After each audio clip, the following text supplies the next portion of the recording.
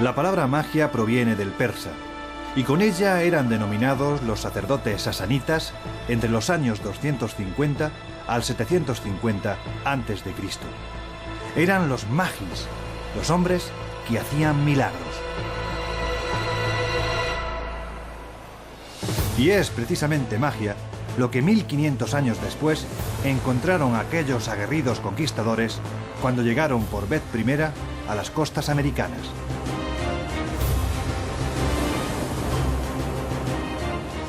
Se toparon con un continente lleno de riquezas, de rituales extraños y con culturas que no podían comprender. Esto ocurría hace más de 5 siglos, pero hoy en día, aquella magia y aquel misterio sigue vivo en las montañas y selvas de América.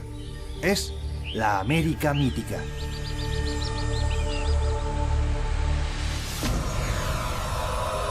Cuando Francisco Pizarro desembarcaba en la ciudad de Tumbes, en Perú, seguro que jamás imaginó la riqueza cultural y social que se iba a encontrar. No en vano él y sus hombres solo pensaban en los tesoros que Cortés trajo tiempo atrás desde México. Desde luego, oro y riquezas también había en aquellas tierras, pero había otras cosas: ritos, tradiciones y una intensa relación con los dioses que entonces no supieron valorar los conquistadores. Existía demasiada distancia entre los hombres que llegaron desde el otro lado del mar y aquellos que vivían en estas tierras aún sin contaminar. Grandes ciudades de más de 100.000 habitantes se levantaban ante sus ojos, más grandes que los París o Londres de aquellos años. Repletas de oro centenario, eran pueblos cultos, importantes, guardianes de una impronta milenaria. Adoraban al sol y creían en esa magia que regía sus destinos, esa misma que los soldados intentaron erradicar con espada y evangelización.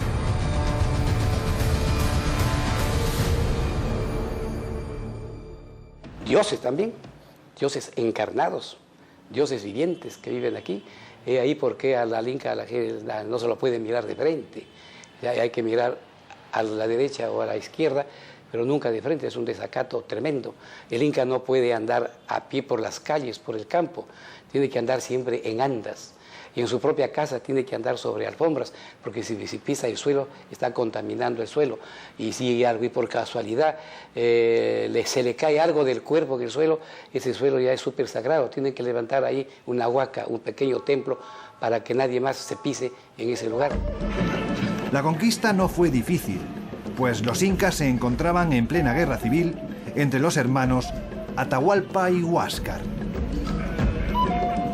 Así que, por medio de acuerdos y engaños a ambas partes, se hicieron con el imperio más importante de América, un territorio que iba desde Ecuador hasta Argentina.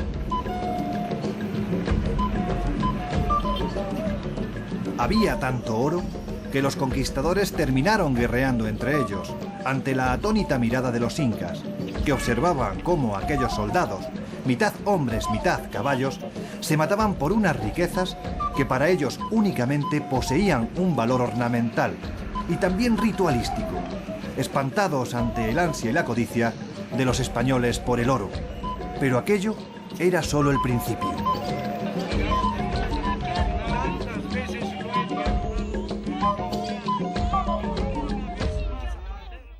La fuerza de los músculos y el trabajo no de poca gente, sino de miles de trabajadores que los jalaban gracias a cuerdas muy fuertes de maguey, o a veces de paja, pero el maguey es más fuerte, y luego la paciencia de esta gente para poder avanzar a veces pocos metros por día cuando arrastraban las piedras.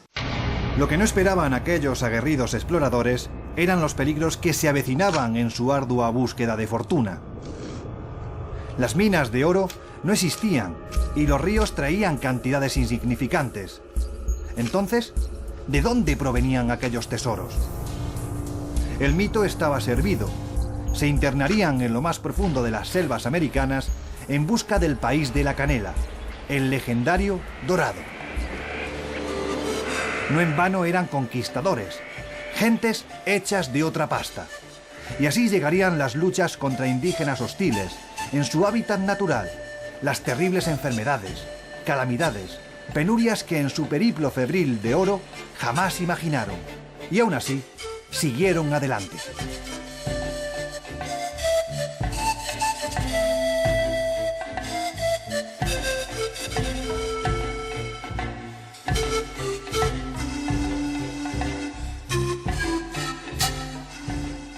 El Dorado, el país de la canela, las leyendas de esta América mítica.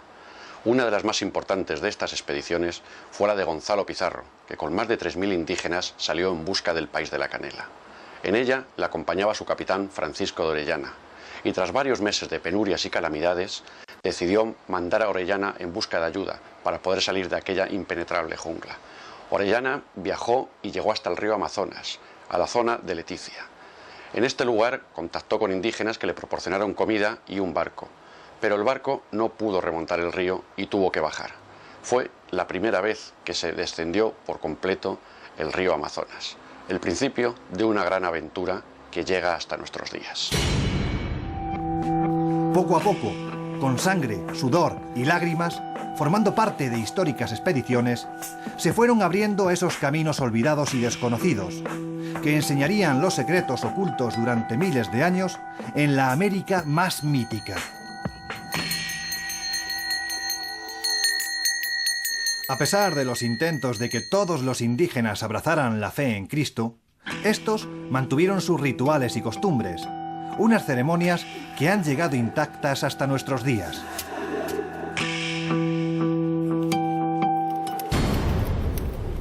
Los primigenios habitantes del continente no podían comprender que tenían que adorar a un tal Jesús, que era más poderoso que ese sol que les calentaba o que la tierra que les alimentaba.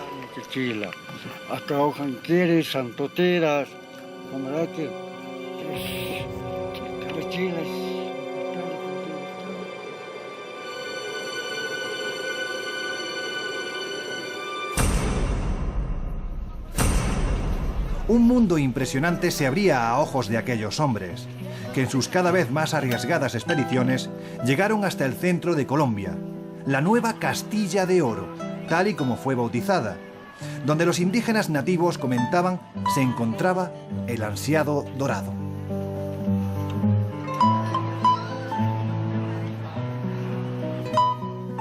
En este caso, la persecución de las riquezas sirvió para que, con más valor que razón, se conquistara el continente por completo.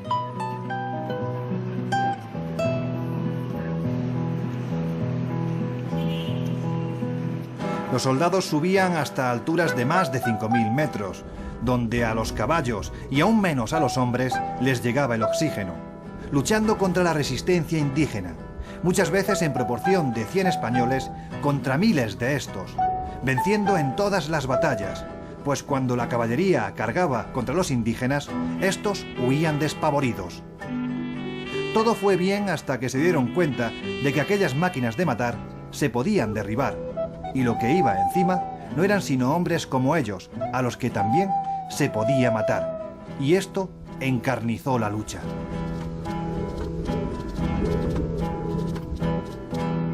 Yo creo que por los reportes que tenemos se sabe de algunos encuentros casuales que hubo con algunos científicos, algunos investigadores en la parte menos accesible del parque, ¿no? El parque, estamos hablando de un área protegida de casi 2 millones de hectáreas, de 1.9 millones de hectáreas, un sitio que no se conoce todo en su totalidad, no se debe conocer más de un 50%, entonces hay lugares donde hay algunos reportes donde todavía quedarían algunos pueblos no contactados, que todavía no han tenido relación con nuestra civilización.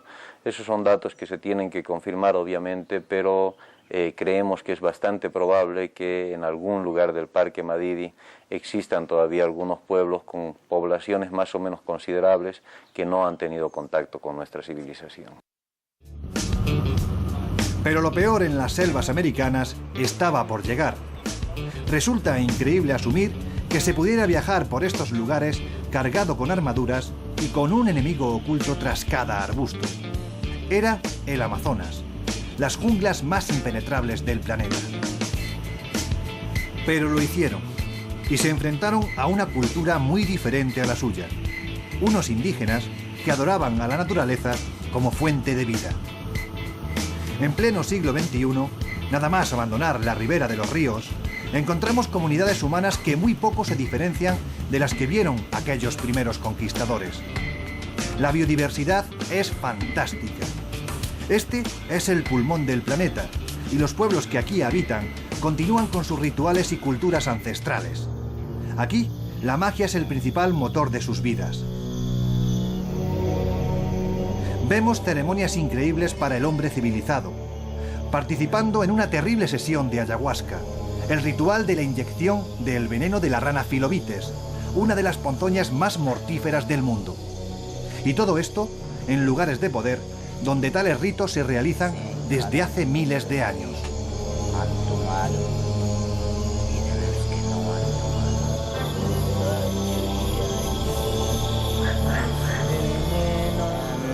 Ya me poderoso ser un son de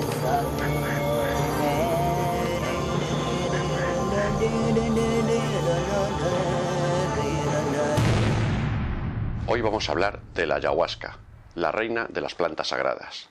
Ayahuasca significa soga de muerto en quechua.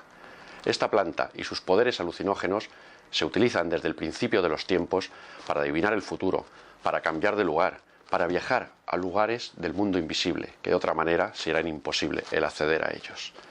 Todo parece muy bien, pero el peligro de esta planta es que la visión aparece cuando estás en el filo del cuchillo, entre la vida y la muerte, momento en que el chamán tiene que saber mantenerte.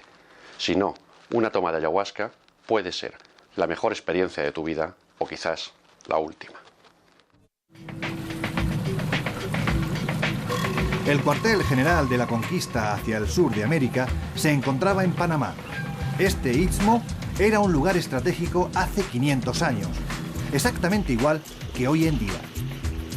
Desde aquí partían todas las expediciones que en la mayoría de los casos nunca regresaban.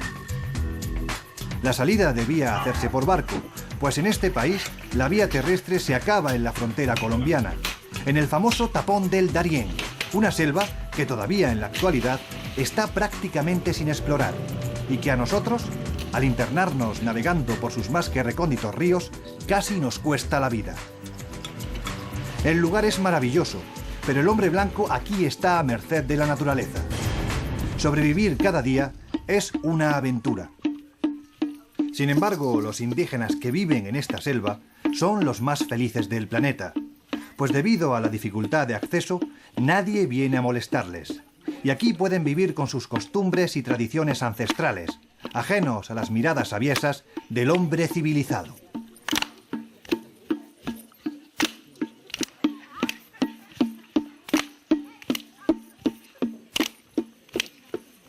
Podríamos resumirlo que eso tiene una razón histórica. Aunque el Darién es realmente el primer sitio donde la impronta europea se establece en tierra firme americana, una vez que se descubre o se conoce el Mar del Sur o el Océano Pacífico y se encuentra un pasaje más angosto para ir de un océano al otro, se abandona el Darién. Toda la atención de la colonia española se concentra en el centro de Panamá y esta área queda deshabitada. Lo que se da pues para que sea refugio, a veces, que fue refugio a veces de bandoleros, de piratas, de indígenas rebeldes. Tenía una tradición de ese tipo, ¿no? donde siempre ha existido el misterio. No obstante, el lanzamiento económico de Panamá no llegó hasta finales del siglo XIX, cuando comenzaron la faraónica obra del Canal de Panamá. Unir el Océano Pacífico con el Atlántico constituía una obra maestra de ingeniería. Comercialmente, la ruta entre Asia y Europa se acortaría sin tener que pasar el bravo mar del Cabo de Hornos, donde más de la mitad de los barcos se sumergían en sus fondos para siempre. Este canal, como toda obra descomunal, tuvo un alto precio en vidas humanas. Y es que más de 25.000 hombres perdieron la vida en su construcción. Las enfermedades tropicales y los continuos derrumbes fueron una constante. Y una vez más, la naturaleza demostró que cuando la civilización decide avanzar, ésta se cobra su tributo.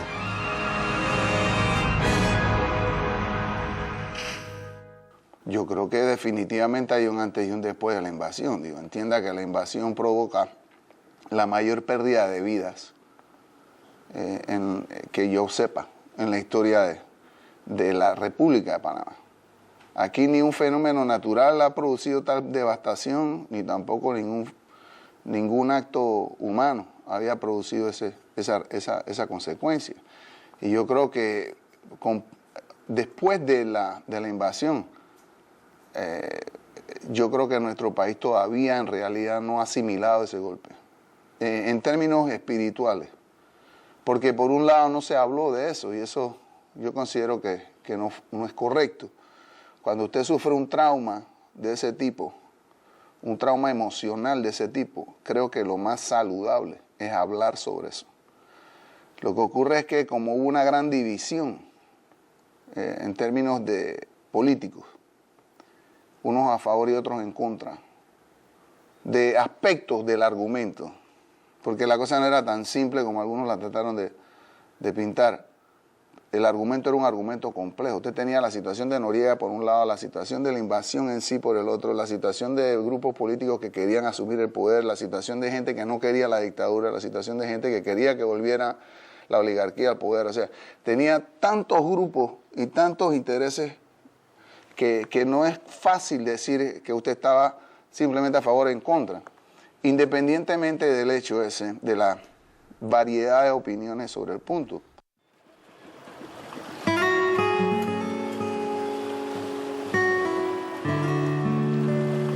Pero la historia de América no se puede escribir sin hablar de la esclavitud, y con ella la mezcolanza de religiones y cultos que se importaron al Nuevo Mundo. La historia empezaba en las costas de África Occidental, donde habitaban las etnias Fon y Yoruba, los magos más potentes de África.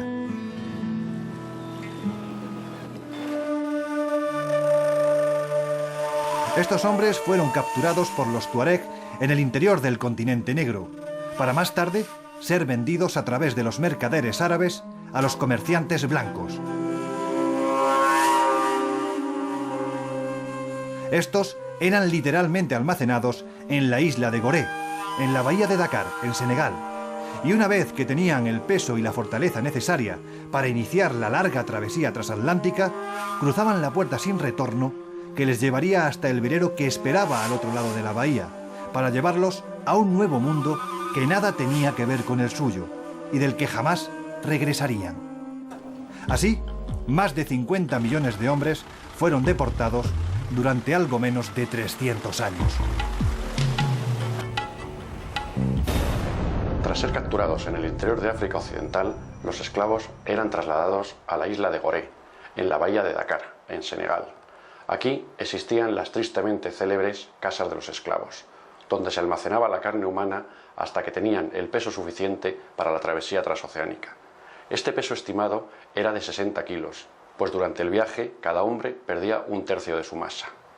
En los barcos negreros había una capacidad aproximada de 200 hombres por barco.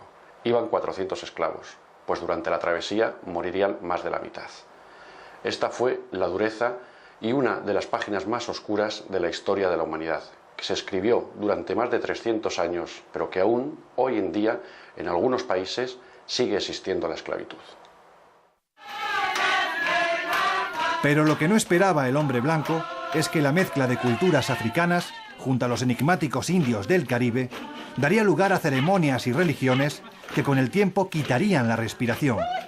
Nacía así el vudú antillano, la magia negra más potente del mundo, la santería, mezcla de religión católica y ritos africanos, y los más variados cultos y creencias.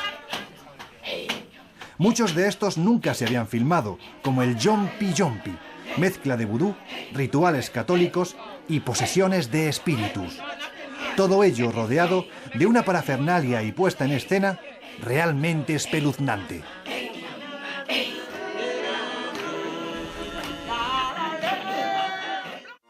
Haití, cuna de mitos y leyendas. El primer país que abolió la esclavitud y consiguió su independencia, algo que jamás le ha perdonado el hombre blanco. Sigue siendo uno de los países más pobres del planeta. Y para hacernos una idea de lo que es Haití, basta un dato. La Declaración de Independencia haitiana se escribió sobre un pergamino hecho con piel humana, con una bayoneta como pluma y con la sangre de un general francés.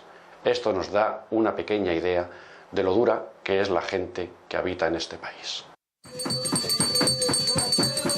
Esta es la América mítica, cruel y salvaje, bella y bondadosa, mágica como ninguna otra parte del mundo. Aquí, los mitos, las leyendas, el sincretismo religioso y las ceremonias ocultas siguen tan vivas como el primer día.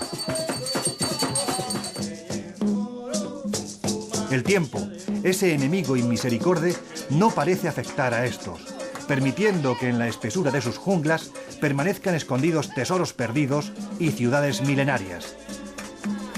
Enclaves de un mundo antiguo que durante semanas hemos podido visitar, montados en nuestra particular máquina del tiempo, siendo conscientes de que la aventura, en definitiva la búsqueda de los últimos paraísos, sigue tan viva como el primer día.